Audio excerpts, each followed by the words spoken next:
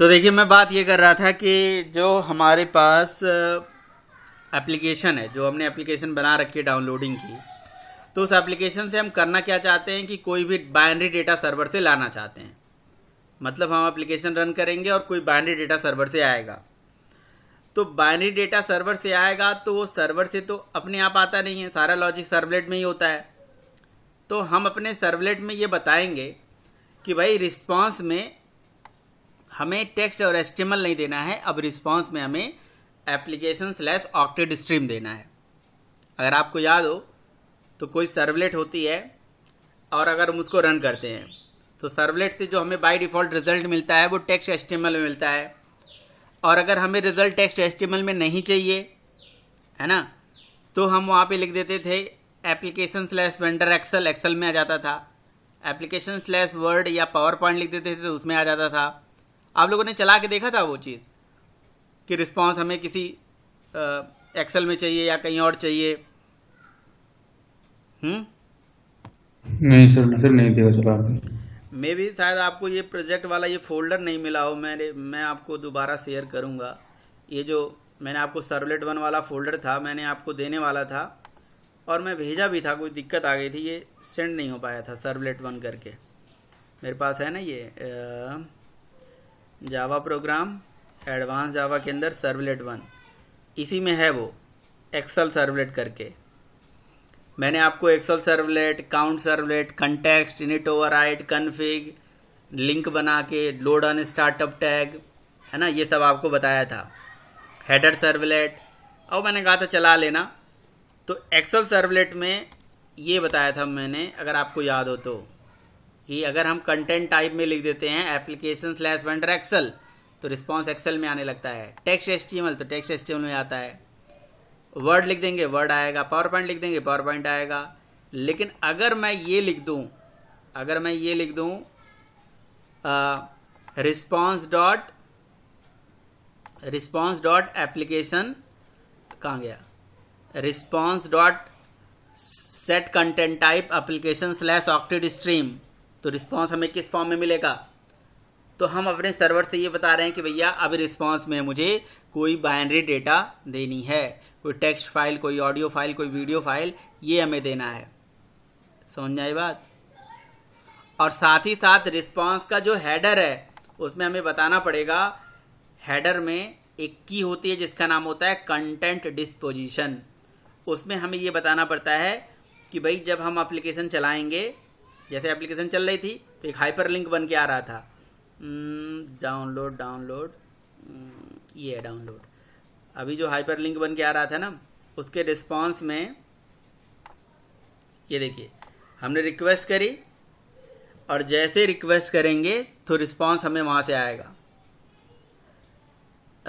ये hyper link पे जैसे मैंने क्लिक करा तो ये रिक्वेस्ट करी और वहाँ से हमें क्या आएगा, रिस्पॉन्स। जैसे वीडियो पे क्लिक किया तो वहाँ से वीडियो आ गया डाउनलोड, ये हो रहा है ना डाउनलोड। तो इसका मतलब ये हो गया कि जो वीडियो हमारी डाउनलोड होके आ रही है किसी फाइल से, ठीक है, उसके रिस्पॉन्स के हेडर में हमें कंटेंट डिस्पोजिशन में बताना पड़ता है कि भैया अब रिस्पॉन्स के हेडर के साथ कोई अटैचमेंट आने वाला है।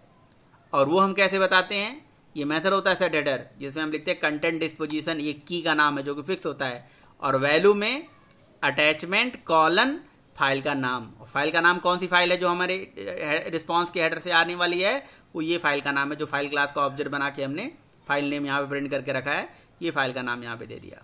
तो ये रिस्पॉन्स में हमें ये चीज़ आने वाला है। तो बताइए ये दो चीज़ समझ में आ गया आप लोगों को, 2 लाइन समझ में आ गया, या यहाँ तक का कोड समझ में आ गया या नहीं आया? नहीं आया तो मैं फिर से बताऊँगा, कोई दिक्कत नहीं है, आपको समझ में आना चाहिए। ये डाउनलोडिंग के लिए 2 काम है जो हमें करना पड़ेगा, बताना पड़ेगा।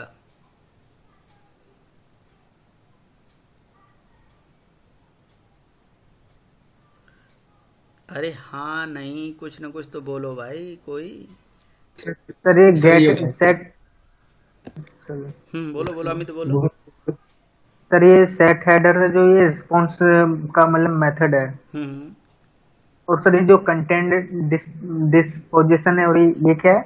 ये बनी बनाई की है। हेडर में हमें ये बताना पड़ता है कि जैसे मान लो कि जब हम अपने उस पर क्लिक करेंगे, ये जैसे हमने अपने इस पर्टिकुलर रिक्वेस्ट पे क्लिक करा तो ये फाइल हमारी डाउनलोड होगी। तो जो डाउनलोड होकर रिस्पॉन्स आ रही है, तो रिस्पॉन्स में हमारे रिस्पॉन्स का पैकेट होता है, जैसे रिक्वेस्ट का पैकेट होता है ऐसे रिस्पॉन्स का पैकेट होता है। रिस्पॉन्स के पैकेट में हमारे पास एक हेडर सेक्शन होता है, फुटर होता है, बॉडी होती है। तो हेडर के सेक्शन में हमें उस फाइल का नाम बताना पड़ता है जो हम फाइल डाउनलोड करके लाना चाह रहे हैं। तो उसके लिए हमारे पास एक की होता है जिसका नाम होता है कंटेंट डिस्पोजिशन, जिसमें हम अपने फाइल का नाम यहाँ पे दे देते हैं इस तरीके से।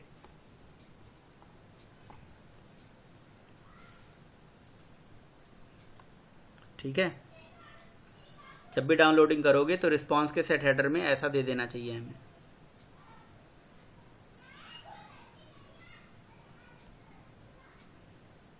बोलो भाई। सर ये हेडर में तो खाली लिमिटेड डेटा जाता है ना सर, तो इसे हम बॉडी से। सर जी डेटा लिमिटेड तो जाता है, बहुत अच्छी बात है, लेकिन यहाँ डेटा नहीं जा रहा है, फाइल का नाम जा रहा है ओनली। अब समझे? यस सर, ठीक। डेटा तो हमारी बॉडी से ही जाएगी रिस्पॉन्स के साथ, लेकिन यहाँ पे केवल फाइल का नाम है, तो नेम तो दे सकते हैं ना। देखो जरा एक बार ये ऑप्शनल है। हाँ सर, आ गया सर। अगर ये ऑप्शनल होगा तो काम चल जाएगा। मैं इसको एक बार कमेंट कर देता हूँ, ठीक है, देख लेता हूँ, एक बार चेक कर लेता हूँ ये ऑप्शनल है या नहीं, क्योंकि यही लगा के मैं हमेशा चलाता हूँ। मे भी कोई चीज़ ऑप्शनल भी तो होता है कि दो या न दो काम चल जाता है। तो इसे टर्मिनेट कर देते हैं। तो मैंने रिस्पॉन्स डॉट सेट हेडर का नाम जो है, हेडर नेम जो है वो कमेंट कर दिया है। तो अगर हम फाइल का नाम नहीं बताएंगे हेडर में तो क्या फाइल डाउनलोड होके नहीं आएगी? देख लेते हैं। ये देखिए मैंने ए डॉट डाउनलोड किया, डाउनलोड हो गया फाइल, लेकिन फाइल जो डाउनलोड हुआ रन नाम से है ना। ये देखूँ ए डॉट ppt टेक्स्ट फाइल करता हूँ। तो आप एक चीज़ देख रहे हो, फाइल का नाम ही नहीं आ रहा है। समझे कि नहीं समझे? ये बस रन रन लिखा आ रहा है, ये URL पैटर्न लिखा आ रहा है और कुछ नहीं लिखा आ रहा है। पता ही नहीं चल पा रहा है कौन सी फाइल है, कौन सी फाइल का नाम है, किस नाम से हमें डेटा राइट करना है। नहीं समझे? आप यहाँ पे देख लो ना। जब आप यहाँ से, अभी देखो रन रन आ रहा था, अब इसको हटा दो, ठीक है, इसको सेव कर दो। ठीक, अब रिस्पॉन्स के हेडर के साथ वो फाइल का नाम आता ही रहता है। वही तो कोड लगाया गया, तो इसे ऑप्शनल तो नहीं होगा। देखो रीलोड हो गया ये, और अब चलाओ। अब देखो मैंने वीडियो पे क्लिक करा, ये देखो आ गया फाइल का नाम a.flv, आ रहा है ना फाइल का नाम उस URL के साथ। और ये हमने टेक्स्ट पे लिखा तो ये टेक्स्ट फाइल आ रही है। ठीक है, दूसरा चीज़, ये तो मैंडेटरी है, ये दोनों मतलब मैंडेटरी ही हैं, है ना। ये भी बताना पड़ेगा कि एप्लीकेशन के वो रिस्पॉन्स के साथ कोई ऑक्टेट स्ट्रीम हमारे पास आ रहा है, ये भी लिखना पड़ेगा हमें। क्लियर है? अब यहाँ तक अब क्लियर हो गया भाई? आगे बताएं? Yes sir. आगे ये है कि भाई जो हमारा डेटा है, अगर आपको याद हो, अगर आपने इनपुट आउटपुट पढ़ा हो, तो अगर कहीं से हमें डेटा रीड करना है तो इनपुट स्ट्रीम चाहिए, और अगर कहीं डेटा राइट करना है तो वहाँ आउटपुट स्ट्रीम चाहिए होगा। तो मुझे, अगर मैं किसी फाइल पे क्लिक कर रहा हूँ और वो फाइल मेरी डाउनलोड होगी, तो मुझे क्या करना पड़ेगा? उस सारे डेटा को रीड करना पड़ेगा रिस्पॉन्स से आने वाले। तो रिस्पॉन्स का एक मेथड होता है गेट आउटपुट स्ट्रीम, जिससे हम आउटपुट स्ट्रीम का रेफरेंस ले लेते हैं, और आउटपुट स्ट्रीम से हम क्या करेंगे? डेटा राइट करेंगे। Output stream use to write the data, but write कहाँ करेंगे? राइट करेंगे भाई हम ब्राउज़र के अंदर, ठीक है ना। तो यानी कि रिस्पॉन्स में राइट करेंगे, मतलब जहाँ से रिक्वेस्ट आई है, तो रिस्पॉन्स पे जिस पे हमने ये मेथड चलाया है उसका आउटपुट स्ट्रीम हमारे पास आ चुका है। बट डेटा रीड तो कर लें तब तो राइट करेंगे। तो रीड हमने कर लिया इनपुट स्ट्रीम से, ठीक है। इनपुट स्ट्रीम से हमने डेटा रीड कर लिया और एक ब्लैंक एरे बनाया है, ठीक है। इस ब्लैंक एरे में जब तक डेटा आता रहेगा डेटा राइट होता रहेगा। तो कुछ नहीं करना है, उस फाइल लोकेशन से डेटा उठाना है, फाइल का नाम उठाना है, और रिस्पॉन्स में जो है हमें राइट कराते चले जाना है, बस बात खत्म। तो डेटा रीड करना है, राइट करना है। तो अगर ओवरऑल स्टेप देखा जाए आप डाउनलोडिंग के, तो 4-5 स्टेप हैं। पहला है कि भाई आप अपना जो HTML फॉर्म बना रखे हो उसमें हाइपरलिंक बना दो और एक क्वेरी स्ट्रिंग के थ्रू आप हाइपरलिंक बना दो क्वेरी स्ट्रिंग के साथ उस यूआरएल पैटर्न पे अपनी फाइल का नाम भेज दो, जिससे ये पता चल जाएगी सर्वर को कि कौन सी फाइल हमें डाउनलोड करानी है। फिर हमें ये दो पैरामीटर अपने रिस्पॉन्स में सेट करना है, हेडर और कंटेंट टाइप, जिसमें डिस्पोजिशन और एप्लीकेशन ऑक्टेट स्ट्रीम। फिर उसके बाद हमें रिस्पॉन्स का आउटपुट स्ट्रीम लेके डेटा राइट कराएंगे और उससे पहले डेटा रीड कर लेंगे इस लोकेशन से, और जब तक बाइट्स अवेलेबल मिलेगा डेटा राइट होता चला जाएगा। ये ब्लैंक एरे इसलिए बनाया गया है, जितने बाइट्स अवेलेबल होंगे डेटा राइट होता चला जाएगा। बस कहानी ख़त्म। रीड राइट का कहानी है, इनपुट आउटपुट तो चलेगा ही चलेगा इसमें। अब मैंने फाइल इनपुट स्ट्रीम लिखा है, इसके जगह पे फाइल राइटर भी चला सकते हो आप, अगर आपके पास कोई ऐसा डेटा है जो यूनिकोड को फॉलो कर रहा है तो आपके ऊपर है वो चीज़। बोलिए भाई, क्लियर है कहानी? नहीं समझ में आ रही है? समझ में आ रही है या कोई दिक्कत है? कोई लाइन नहीं समझ में आ रहा है तो आप पूछो। समझ में आ रहा है सर। बहुत ही राइट हो रहा है, सिंपल चीज़ है, मतलब ठीक है, 2-4 लाइन स्टेप है, कोड है, वो तो आप जानना ही पड़ेगा। रीड राइट का कोड आपको पता होना चाहिए, इनपुट आउटपुट स्ट्रीम पता होना चाहिए, काम कर ही लोगे। ठीक है, तो अपलोडिंग हो गया हमारा, डाउनलोडिंग हो गया। सर्वलेट के माध्यम से हमने क्या क्या सीखा भाई? नॉर्मल सर्वलेट के प्रोग्राम को कई तरह से चलाना, HTTP सर्वलेट, जेनरिक सर्वलेट, है ना, और सर्वलेट इंटरफेस, लाइफ साइकिल, ठीक है, एप्लीकेशन को चलाने के तरीके। अच्छा, डिप्लॉयमेंट के तरीके मैंने अभी आपको नहीं बताए हैं, वो मैं आपको बताऊंगा, नेक्स्ट सेशन में बताऊंगा। और सेशन ट्रैकिंग हमने सीख लिया, cookies, HTTP session, URL rewriting वगैरह वगैरह, अपलोडिंग, डाउनलोडिंग, ठीक है। और सर्वलेट 2.x 3.x में क्या डिफरेंस है, मतलब बेसिक चीज़ें। और जो भी लॉग इन रजिस्ट्रेशन, डेटाबेस से कैसे कनेक्शन करना है, डेटा से कैसे उठाना है, डायनामिकली सर्वलेट में कैसे दिखाना है, ये सब आपने सीख लिया। अब सर्वलेट में 2 टॉपिक और है, बहुत इंपॉर्टेंट टॉपिक है, वो हमें पढ़ना है। देन आपका सर्वलेट हो जाएगा फिनिश और हम मूव कर जाएंगे JSP पे।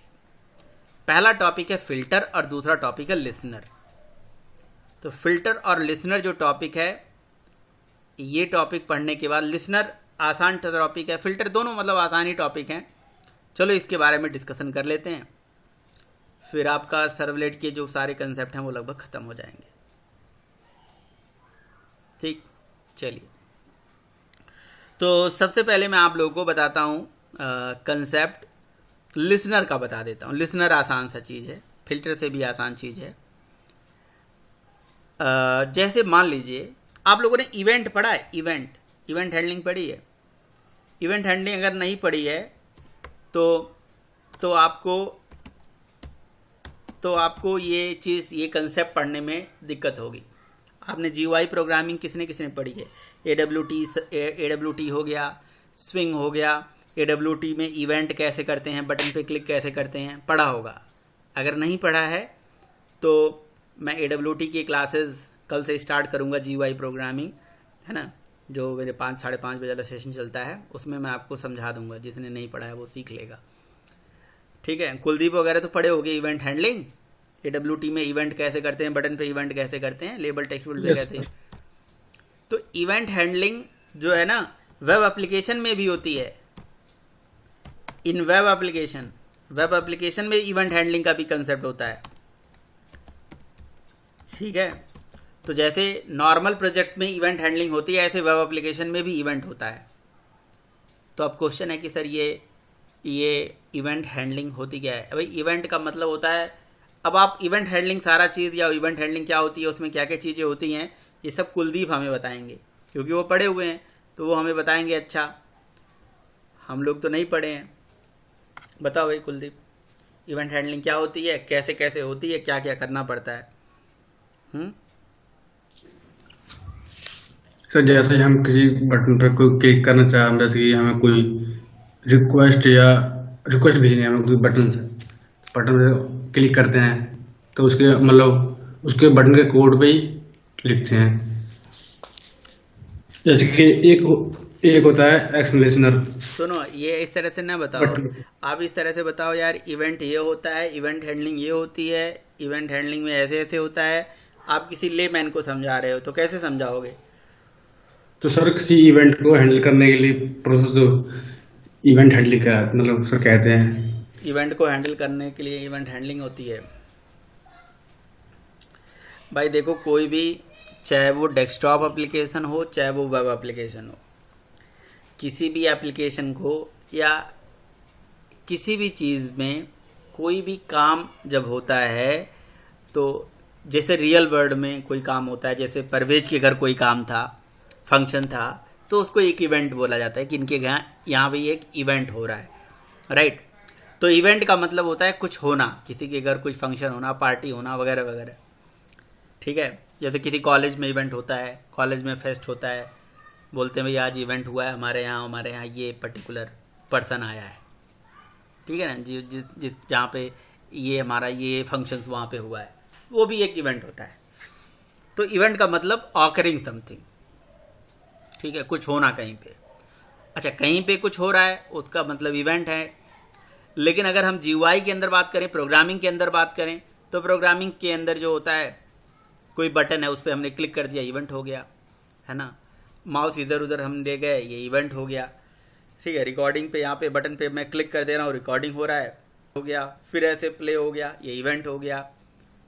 तो इवेंट का मतलब होता है रिस्पॉन्स ऑफ एन ऑब्जेक्ट, किसी ऑब्जेक्ट का कोई रिस्पॉन्स जब हमें मिलता है, that is called an event, ठीक है।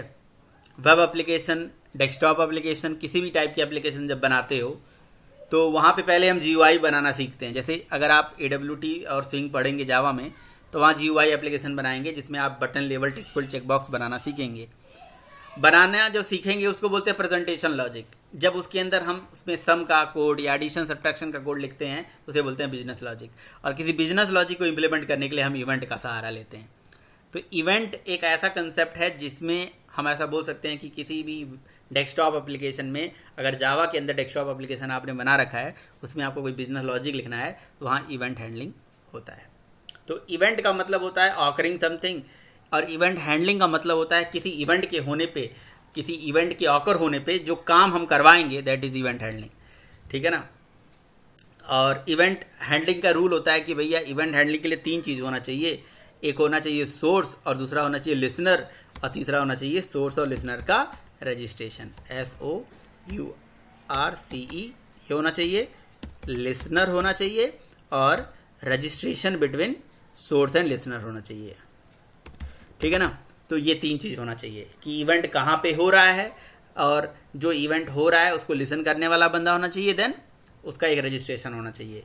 अगर आपने AWT पढ़ रखा है और AWT में इवेंट पढ़ रखा है तो आपको ये चीज़ समझ में आएगी, नहीं तो ऐसे नहीं समझ में आ पाएगी, ठीक है। तो मतलब 3 चीज़ होनी चाहिए, ठीक। चलो, अब आपने कहा सर चलो ठीक है, वो तो GUI, वो तो डेस्कटॉप एप्लीकेशन होता है, AWT होता है, वहाँ इवेंट होता है और वहाँ पे एक इवेंट का यूज होता है, चलो समझ में आ रहा है। लेकिन यहाँ पे क्या इवेंट का क्या यूज होता है? यहाँ पे भी वेब एप्लीकेशन में सर्वलेट में भी इवेंट होता है क्या? तो सर्वलेट में भी जब एक एप्लीकेशन चलती है, डिप्लॉय होती है, तो डिप्लॉयमेंट टाइम पे एक इवेंट मान लिया जाएगा। देखो, कोई भी काम जो करते हो ना, दैट इज इवेंट। आपने यहाँ पे क्लिक करा, एक इवेंट हुआ। आपने सर्वर ओपन करा, एक इवेंट हुआ। आपने एप्लीकेशन को सर्वर में डिप्लॉय कर दिया, एक इवेंट हुआ। आप ब्राउजर से रिक्वेस्ट भेज रहे हो, एक इवेंट हो रहा है। वहाँ से रिस्पॉन्स आ रहा है तो एक इवेंट हो रहा है। सेशन का ऑब्जेक्ट बना तो इवेंट हुआ। मतलब किसी भी चीज़ का होने को हम इवेंट बोलते हैं, समझ रहे हो। तो एक वेब एप्लीकेशन भी तो कई फेजेस से गुजरता है। एक वेब एप्लीकेशन में पहले वो डिप्लॉय होता है, फिर वो चलता है, फिर रिक्वेस्ट आती है, रिस्पॉन्स आता है, तो वो कई फेजेस से गुजरता है, that is called an event. तो जब एक एप्लीकेशन भी कई फेजेस से गुजरता है, जैसे डिप्लॉय होता है, रिक्वेस्ट का ऑब्जेक्ट बनता है, रिस्पॉन्स का ऑब्जेक्ट बनता है, सेशन का ऑब्जेक्ट बनता है, तो उन केसेस में भी इवेंट होता है। और जब भी एप्लीकेशन में ये सारे काम होते हैं और उस टाइम पे हमें कोई काम करना है, जैसे मैं चाहता हूँ कि जब एप्लीकेशन सर्वर में डिप्लॉय हो तो ये काम हो जाए, जैसे मैं चाहता हूँ कि जब कोई भी एप्लीकेशन सर्वर में डिप्लॉय हुआ तो ये पर्टिकुलर काम हो जाए, तो इसका मतलब मुझे डिप्लॉयमेंट टाइम पे इवेंट हैंडल करना है। मैं चाहता हूँ कि जब रिक्वेस्ट का ऑब्जेक्ट बने तो ये काम हो जाए, इसका मतलब रिक्वेस्ट टाइम पे हमें इवेंट करना है। मैं चाहता हूँ जब सर्वर से रिस्पॉन्स आए तो ये काम हो जाए, इसका मतलब मुझे रिस्पॉन्स टाइम पे इवेंट हैंडल करना है। तो दैट इज इवेंट हैंडलिंग। समझ में आई बात? इवेंट हैंडलिंग की रिक्वायरमेंट समझ में आई? जैसे मैं एक एग्जांपल बताता हूँ। मेरे पास एक कोई प्रोजेक्ट है और उस प्रोजेक्ट को मैंने सर्वर में डिप्लॉय किया, यहाँ है ना, सर्वर में चला प्रोजेक्ट। अब जैसे ही प्रोजेक्ट सर्वर में चला, मतलब डिप्लॉय हुआ, और मैं डिप्लॉय जैसे ही करूँ और मैं चाहता हूँ डायनेमिकली टेबल बन जाए। क्या बन जाए? टेबल। डेटाबेस में अपने आप टेबल क्रिएट हो जाए। पॉसिबल है? बोलो भाई। सर पॉसिबल सर है सर, इवेंट के थ्रू। इवेंट के थ्रू पॉसिबल है। इवेंट हैंडलिंग कर दोगे तो पॉसिबल है, क्योंकि अगर आपको याद हो तो हम लोगों ने पढ़ा है डिप्लॉयमेंट टाइम पे कौन सा ऑब्जेक्ट बनता है, बताना जरा। जब कोई एप्लीकेशन सर्वर में डिप्लॉय होती है तो कौन सा ऑब्जेक्ट बनता है? Server context.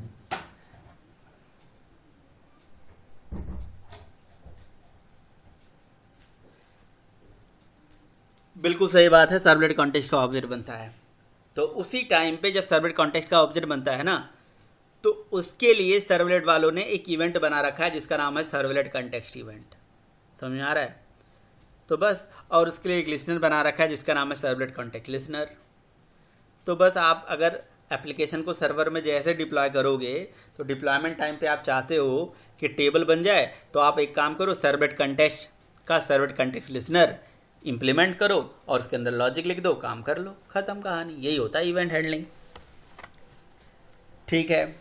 अच्छा, अब मैं चाहता हूँ कि जैसे ही मेरे पर्टिकुलर वेब एप्लीकेशन पे रिक्वेस्ट आई, है ना, रिक्वेस्ट आते ही मैं ये चेक कर लूँ कि यार हमारी वेब एप्लीकेशन पे कितने रिक्वेस्ट आए हैं। समझ रहे हो? कितने रिक्वेस्ट आए हैं। मान लो मेरी वेब एप्लीकेशन है, उसमें रिक्वेस्ट आई, फिर कहीं से रिक्वेस्ट आई, फिर कहीं से रिक्वेस्ट आई, फिर कहीं से रिक्वेस्ट आई। अब एक एप्लीकेशन में मान लो हज़ारों रिक्वेस्ट आ गई, मतलब हज़ारों लोगों ने उस एप्लीकेशन को कॉल कर दिया, और मैं चाहता हूँ काउंट करना कि यार हमारे पास कितने ऐसे यूज़र्स हैं जो करंटली इस पेज को हिट कर चुके हैं, इस पेज पे काम कर रहे हैं। करंटली एक्टिव यूज़र को मुझे काउंट करना है। तो उसके लिए मैं रिक्वेस्ट, वहाँ पे रिक्वेस्ट का ऑब्जेक्ट बनता है, और उसके लिए लिसनर बनाया गया जिसका नाम है servlet HTTP servlet request event, और उसके लिसनर बनाया गया HTTP सर्वलेट लिसनर। तो बस उसको हम ओवरराइड कर देंगे, उसमें लॉजिक लिख देंगे। ऐसे ही अगर जब सेशन का ऑब्जेक्ट बना, तो मैं चाहता हूँ उस टाइम पे कितने सेशंस हमारे पास, अभी एक्टिवली कितने यूज़र्स हैं जो अब इस वेबसाइट में एक्टिव हैं अभी, तो उसके लिए मैं सेशन का इवेंट करूँगा और उसके लिए सेशन लिसनर यूज करूँगा, HTTP सेशन लिसनर। तो इस तरह से काम करते हैं।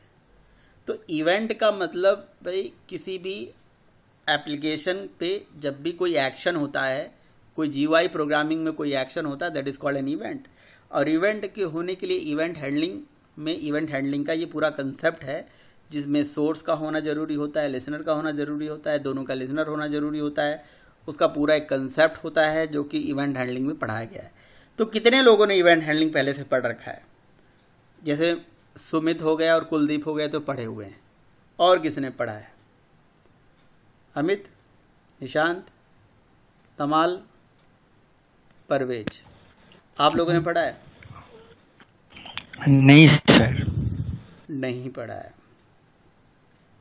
ठीक है, तो मैं भी मतलब ये मान के चल लो, और किसी ने नहीं पढ़ा है?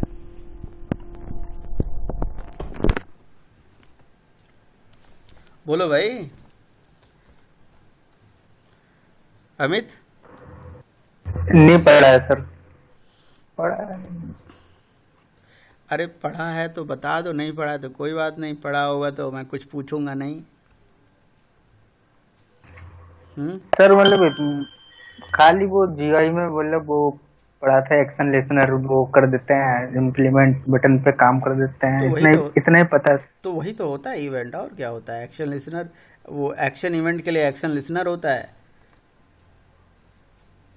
और उसका एक मेथड होता है एक्शन परफॉर्म्ड, उसे ओवरराइड करना पड़ता है, उसमें लॉजिक लिखना पड़ता है। हाँ सर, यही पढ़ा है बस। तो अगर मैं आपसे ये बोलूँ कि एक्शन लिसनर या बटन पे क्लिक के लिए क्या क्या करते हैं, कैसे कैसे स्टेप्स होते हैं, वो आपको याद है? अगर मैं चाहता हूँ बटन पे क्लिक करूँ, एक इवेंट परफॉर्म करूँ, तो आपको पूरा स्टेप याद है? Yes sir. हाँ सर, उसमें मतलब पहले क्लास में सर इम्प्लीमेंट कराते हैं एक्शन लिसनर को।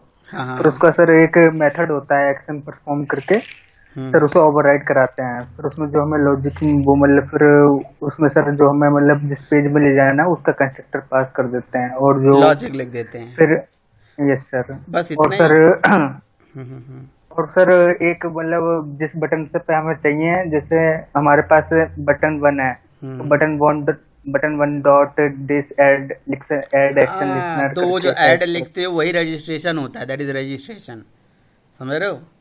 तो एक बार जब मैं जीयूआई पढ़ाऊँगा, है ना, तो आप भी पढ़ना, तो देखना उसमें मैं पूरा डिटेल में समझाऊंगा उसका क्या मतलब होता है, कैसे होता है ना। तो वो एकदम बिल्कुल परफेक्ट जानते हो आप, लेकिन वो कब हम करते हैं, जब हमें बटन पे इवेंट करना होता है, समझ रहे हो ना, बटन पे क्लिक करना होता है। सपोज करो माउस इवेंट करना है, तो किया है कभी आपने? नहीं ना। तो सर उसके लिए mouse sir event, mouse event नहीं करा सर। तो माउस लिसनर। तो माउस लिसनर होगा, बिल्कुल सही कह रहे हैं कुलदीप। और उसका भी कॉल बैक मेथड होगा, उसको ओवरराइड कर लोगे, उसके लिए रजिस्ट्रेशन कर लोगे। अगर मुझे किसी कीबोर्ड पे कोई इवेंट करना है, की प्रेस हुआ तो ये काम हो जाए, या विंडो में कोई भी कंपोनेंट अपना फोकस गेन करता है तो ये इवेंट हो जाए, लॉस करता है तो ये इवेंट हो जाए, तो उसके लिए फोकस इवेंट होता है। तो मतलब इवेंट के अकॉर्डिंगली लिसनर है, और लिसनर को ओवरराइड मतलब इम्प्लीमेंट करना पड़ता है, कॉल बैक मेथड ओवरराइड करके फिर चलाना पड़ता है, लॉजिक लिखना पड़ता है। समझ में आई बात? तो अगर मैं वेब एप्लीकेशन की बात करूं, तो जैसे इवेंट हमारे जीयूआई प्रोग्रामिंग डेस्कटॉप एप्लीकेशन के लिए होती है ना, तो देखो अब नो डाउट एक वेब एप्लीकेशन है तो वहाँ बटन लेवल टेक्स्ट फील्ड होता है। जीयूआई एप्लीकेशन में रिक्वेस्ट होता है, रिस्पांस होता है, सेशन होता है, कन्फिग होता है, कंटेक्स्ट होता है, ये होता है।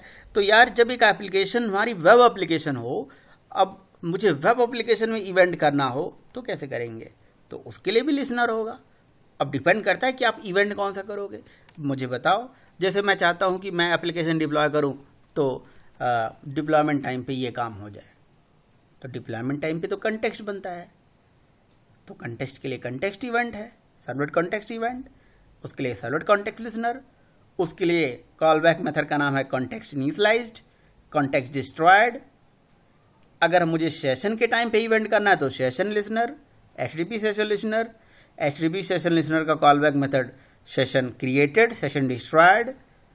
समझ रहे हो ना? तो उसी हिसाब से आपको काम करना पड़ेगा। तो मैं आपको दिखा देता हूँ, पहले कोड दिखाता हूँ, है ना। हम नॉर्मली बना भी सकते हैं, कोई दिक्कत नहीं है, आपको बहुत ही आसान तरीका होता है। फाइल में गए, न्यू में गए, और एक बना लिया डायनेमिक वेब प्रोजेक्ट, और इस वेब प्रोजेक्ट का नाम दे दिया event servlet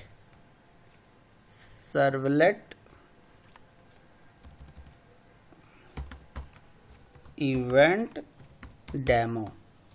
servlet event demo project का कैटेगरी 2.3, ठीक है। ये हमारा हो गया सर। इसका ज़रूरत पड़ जाता है, मैं बता रहा हूँ, इवेंट जो है वेब मतलब जब आप किसी इंडस्ट्री में जाओगे तो ज़रूरत पड़ जाएगा, ठीक है। तो आप देखिए मैंने यहाँ पे बनाया कौन सा क्लास, ये। अब मैं यहाँ पे बना लेता हूँ सर्वलेट, जिसका नाम है, मैं एक सर्वलेट क्लास बनाऊँगा, माई SERVLET, माई सर्वलेट डेमो, कुछ भी नाम दे दीजिए। ओहो, ये क्लास मैं बना रहा हूँ यार, आप लोग भी ध्यान तो दोगे नहीं, न टोकोगे, पता ही नहीं है ना क्या होने वाला है। पैकेज पी, क्लास का नाम है माई सर्वलेट, ठीक है। और इसके लिए HTTP सर्वलेट को एक्सटेंड करके बैक करते हैं, ज़रा देखें, हाँ ठीक है, करके मैंने एक सर्वलेट क्लास बना ली। अच्छा, जैसे ये सर्वलेट क्लास बनती है ना, ऐसे लिसनर भी बनती है। राइट क्लिक, पी पे राइट क्लिक करते हैं, न्यू करते हैं, देख रहे हैं लिसनर का ऑप्शन आएगा, ये देखो लिसनर ऑप्शन आ रहा है, लिसनर पे क्लिक किया, है ना। और लिसनर कोई ज़रूरी नहीं कि ऐसे लिसनर यहाँ से आएगा तो भी बनाओगे, आप नॉर्मल क्लास बना के इम्प्लीमेंट करा दो लिसनर से, तब भी लिसनर होता है, और क्या। बस यहाँ से बनाने से क्या फ़ायदा मिलेगा अभी आप देखना, देखो ये यहाँ से बनाने से क्या फ़ायदा मिलेगा।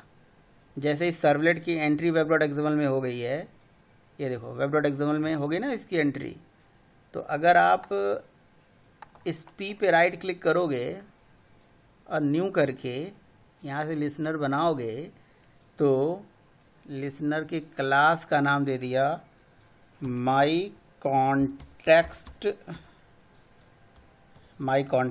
लिसनर, ठीक है ना। और सुपर क्लास इसकी कौन सी होगी, ब्राउज कर लो, सर्वलेट कॉन्टेक्स्ट। देखो यहाँ कहीं दिख रहा है सर्वलेट कॉन्टेक्स्ट लिसनर, दिख रहा है ये है, ये इसकी सुपर क्लास है। आपको कौन सा इवेंट करना है बताओ, आपको इवेंट कंटेक्स्ट लेवल पे करना है, सेशन लेवल पे करना है, जिस पे भी करना है, रिक्वेस्ट लेवल पे करना है, तो आप क्या सर्च करोगे, सर्वलेट रिक्वेस्ट। ये देखो है लिसनर, सर्वलेट रिक्वेस्ट लिसनर। नहीं आ रही है तो कोई दिक्कत नहीं है। तो सर इवेंट है तो लिसनर भी होगा यार, कोई दिक्कत नहीं है। सर्वलेट कॉन्टेक्स्ट लिसनर, इवेंट है ना, लिसनर नहीं है। ओके, लिसनर दिख नहीं रहा है बस, तो ठीक है, इसका पेरेंट यही बना लेता हूँ, देखते हैं क्या होता है। और इसको नेक्स्ट कर लेते हैं। तो लिसनर यहाँ पे आ रहा है भाई मेरे, सर्वलेट कॉन्टेक्स्ट के अंदर ही ये आ रहा है कि आप कौन सा करना चाहते हो, सर्वलेट कॉन्टेक्स्ट लिसनर चलाना चाहते हो या सर्वलेट कॉन्टेक्स्ट एट्रीब्यूट चलाना चाहते हो या HTTP लिसनर चलाना चाहते हो या ये बाप रे बाप। ठीक है, तो हमने ये सेलेक्ट कर लिया, ये कर लिया और फिनिश कर दिया। पता क्या हुआ, मज़े की बात देखिएगा, मज़े की बात यह है कि आपके सर्वलेट की एंट्री, सॉरी आपके लिसनर की एंट्री एक लिसनर टैग में यहाँ पे हो गया। ये बड़ा इंपॉर्टेंट पॉइंट है कि मतलब जब भी कोई लिसनर बनता है तो उसकी एंट्री, जैसे सर्वलेट के लिए सर्वलेट टैग होता है, ऐसे लिसनर के लिए लिसनर टैग होता है और लिसनर टैग में एंट्री हो जाती है। ठीक है, सर्वलेट के लिए सर्वलेट टैग होता है, उसमें एंट्री होती है, लिसनर के लिए लिसनर टैग में इस तरह से एंट्री हो जाती है। पहले पॉइंट समझ में आया नहीं आया बताओ भाई? Yes sir. अगर मैनुअली मैं क्लास बनाता, उसको लिसनर से इम्प्लीमेंट कराता, तो मुझे क्या करना पड़ता, मुझे यहाँ एंट्री करनी पड़ती और अपने आप यहाँ हो गया, तो अच्छी बात हो गई। अच्छा, अब ज़रा देखना, इसने किसको इम्प्लीमेंट कर लिया, सर्वलेट कॉन्टेक्स्ट इवेंट को। गलत हो गया ना, इसको नहीं करना चाहिए था हमें। पता है मैंने गलती करी, मुझे ब्राउज करना ही नहीं चाहिए था, समझ रहे हो? जो मैं ब्राउज करके सर्वलेट कॉन्टेक्स्ट इवेंट करा है ना, वो नहीं करना चाहिए था, डायरेक्टली लिसनर को इम्प्लीमेंट कर लेना चाहिए था। वैसे कोई दिक्कत नहीं है, कोड एक्स्ट्रा आ गया तो हटा दो, कोई दिक्कत नहीं है, बस लीजिए हटा दिया। ठीक है, ये हमारा माई कॉन्टेक्स्ट लिसनर हो गया। और ये हमने सारा चीज़ हटा देता हूँ, मुझे कुछ भी नहीं चाहिए, मुझे कुछ भी नहीं चाहिए, सारा हटा देता हूँ। हटा दिया। अब यहाँ एरर आना शुरू हो जाएगा। नहीं एरर आ रहा है, आना चाहिए, नहीं आ रहा है एरर। क्यों भाई? सर्वलेट कॉन्टेक्स्ट लिसनर कोई एब्स्ट्रैक्ट क्लास है क्या? बाद में एरर आएगा, अगर यहाँ नहीं दिख रहा है तो एरर बाद में आएगा। क्यों? क्योंकि इसके दो मेथड्स हैं जो ओवरराइड करना पड़ेगा मुझे। एक होता है कॉन्टेक्स्ट इनिशियलाइज्ड और एक होता है कॉन्टेक्स्ट डिस्ट्रॉयड। समझ रहे हो ना? तो ये दो मेथड ओवरराइड करना पड़ता है हमें, वो बाद में दिखाएगा मुझे। मे भी यहाँ नहीं दिखा रहा हो, जब सर्वर में चलेगा तो दिखाएगा ये। तो जब कॉन्टेक्स्ट इनिशियलाइज होगा तो ये मेथड चलेगा, कॉल बैक मेथड, और जब कॉन्टेक्स्ट डिस्ट्रॉयड होगा तो वो चलेगा कॉल बैक मेथड। समझ में आई बात? तो यहाँ पे लिख दिया हमने टेबल बना दूंगा, मतलब डायनेमिकली टेबल यहाँ बना दूंगा मैं, है ना? अभी बनाया नहीं है, मतलब आगे चल के बना दूंगा मैं। लॉजिक लिख दूंगा कि ये डायनेमिकली टेबल बना दे। तो ये जैसे एप्लीकेशन को सर्वर में डिप्लॉय करोगे तो उसी टाइम पे ये इवेंट चलेगा। और ये क्या करेगा, डिस्ट्रॉय चलेगा, मतलब ये कंटेक्स्ट डिस्ट्रॉय टेबल हटा दूंगा, मिटा दूंगा।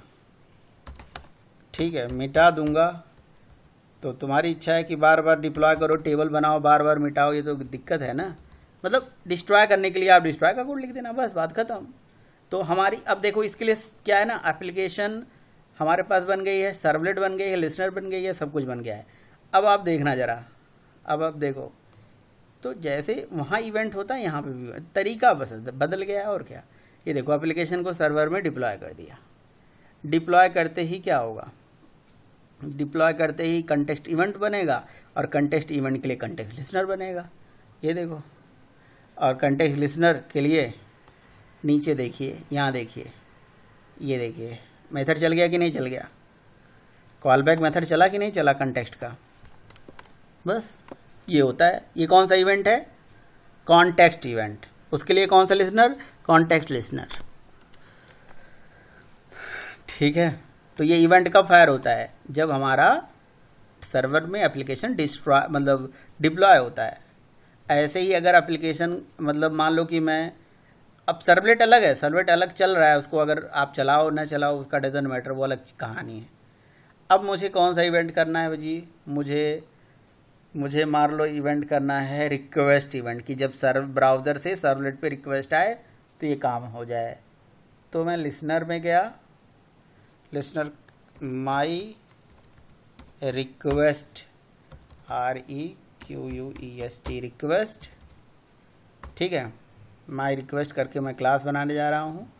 और इसके लिए लिसनर कौन सा है? देखो रिक्वेस्ट लिसनर है कोई, देखो ये सर्वलेट रिक्वेस्ट लिसनर दिख रहा है ये। तो ये इसको मैंने यहाँ पे क्लिक किया और नेक्स्ट करके फिनिश कर दिया।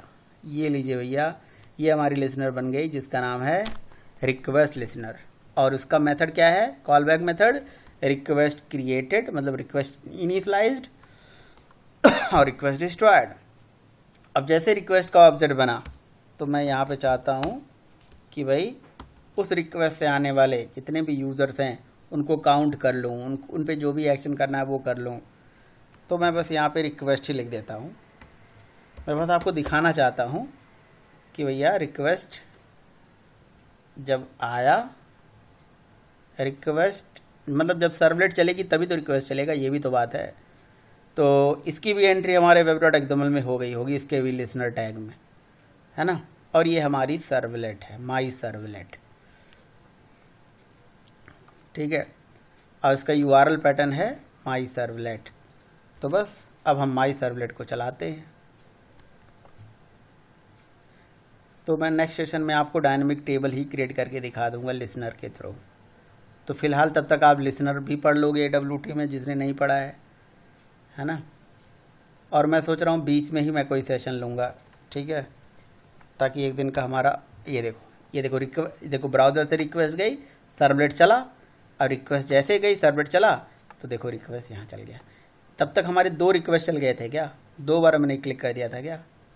मे बी देखे, दोबारा रिक्वेस्ट करें, ये देखो 2 3 4 5 6 7। अच्छा 2 बार इसलिए चल गया था क्योंकि एक बार यहाँ चल के आया था ना, आपने देखा नहीं, ध्यान नहीं दिया। तो जितने बार रिक्वेस्ट करोगे उतने बार वो रिक्वेस्ट इवेंट चल रहा है। तो बात समझ में आई या नहीं आई भाई, कि ये लिसनर्स इवेंट्स किस लिए होते हैं? बोलो। सबका पर्पज़ है, अगर कोई एक पढ़ लोगे तो सारे समझ में आ जाएंगे। इवेंट हैंडलिंग जिसको आती है उसको सब समझ में आ जाएगा। बोलिए जी, कोई क्वेश्चन, कोई क्वेरी? बोलो भाई। सर क्वेश्चन सर मेरा उससे था सर, फाइल डाउनलोडिंग वाले से नहीं सर, इससे समझ में आ गया था। ये तो छोटा ही टॉपिक है, चलो ठीक है, बाकी लोगों को पूछ लेने दो पहले इससे रिलेटेड कोई बाकी पूछ ले भाई। किसी को कोई क्वेश्चन? नहीं है सर। नहीं है बताओ क्या कुलदीप, क्या पूछना है डाउनलोडिंग वाले में? सर अगर हम कोई मतलब इंटरनेट से कोई फाइल डाउनलोड कर रहे हैं या वो मतलब हो ना रही, तो अपना प्रोग्राम बना के कर सकते हैं सर? यार अपना प्रोग्राम बना के कैसे डाउनलोड कर सकते हैं? जो साइट जिसने इंटरनेट से फाइल नहीं आती है, इंटरनेट पे कोई साइट है जहाँ से आप फोल्डर डाउनलोड कर रहे हो, और वो अगर डाउनलोड नहीं हो रही तो उस साइट के उस सर्वर पे कैसे जा पाओगे? उस फाइल को कैसे रीड कर पाओगे? सर कोई वीडियो है इसकी कोई डाउनलोड ना हो रही सकी, नॉट पॉसिबल, ऐसा कुछ भी नहीं है, ऐसा कुछ भी नहीं है। नहीं तो फिर कोई भी यूट्यूब पे बहुत सारे वीडियोस जो पेड होते हैं तो वो तो आप डाउनलोड कर लोगे प्रोग्राम बना के, फिर हो ऐसा कैसे पॉसिबल हो पाएगा? वो सर्वर उनका है, अब वो सर्वर का अपना डिटेल थोड़ी नहीं देंगे कि आप अपना प्रोग्राम वहाँ होस्ट कर लो, उस वीडियो का क्या आईडी है उस पर क्लिक करवा लो, ऐसा तो नहीं हो पाएगा, पॉसिबल नहीं है। ठीक है। ओके अच्छा, आप लोग ट्राई करना कि जैसे मैं प्रोजेक्ट को डिप्लॉय करूं और डायनेमिकली डेटाबेस में टेबल हमारे क्रिएट हो जाएं, है ना। तो आप एक ट्राई करना कंटेक्स्ट इवेंट के थ्रू, कंटेक्स्ट लिसनर के थ्रू। नहीं कर पाओगे तो मैं करके आपको बताऊंगा, और मतलब नेक्स्ट सेशन में, बीच में मैं कोई सेशन लूंगा बता सर, दूंगा। रिक्वेस्ट टाइम सर हो सकता है